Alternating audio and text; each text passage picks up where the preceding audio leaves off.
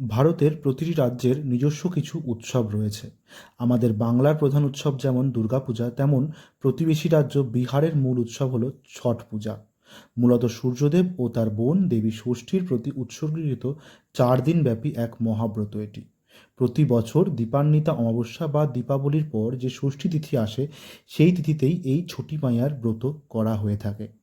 হিন্দু ধর্মে সূর্য হলেন একমাত্র প্রত্যক্ষ দেবতা, যাকে প্রতিদিন আমরা দেখতে পাই। তাই জীবনের ধারা বজায় রাখার জন্য সূর্যদেবকে ধন্যবাদ জানানো এবং পরিবারের সুখ সমৃদ্ধি ও সন্তানাদির মঙ্গল কামনায় ছটি মাইয়ার ব্রত পালন করা হয়ে থাকে।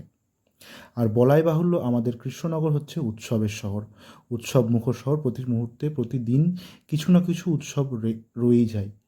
তাই এখানে যে সমস্ত বিহারি সম্প্রদায়ের মানুষরা থাকেন, প্রত্যেক বছর তারা বিভিন্ন জলাশয়ে এই ব্রত করে থাকেন। আমার বাড়ির পাশেই রয়েছে অঞ্জনার খাল, যেটি এককালে ইতিহাসে নদী বলে পরিগণিত হতো, বাট সেটি এখন খালে পরিণত হচ্ছে। তো এই ভিডিওটি আপনারা যেটা দেখছেন সেটি সেই অঞ্জনার খালে, আমার বাড়ির পাশে। এখানে আমাদের আশেপাশে বেশ কিছু বিহারি সম্প্রদায়ের মানুষরা থাকেন। রেল কলোনি এবং হসপিটালের আশেপাশে বিভিন্ন কর্মীরা যারা আছেন, তারা এখানে এসে এই ছটি মাইয়ার ব্রত পালন করেন। সকলের উদ্দেশ্যে জানাই, সকলের জীবন সুখ সমৃদ্ধিতে ভরে উঠুক ছটি মাইয়ার আশীর্বাদে। সকলে ভালো থাকবেন, সুস্থ থাকবেন। থ্যাংক ইউ, ধন্যবাদ।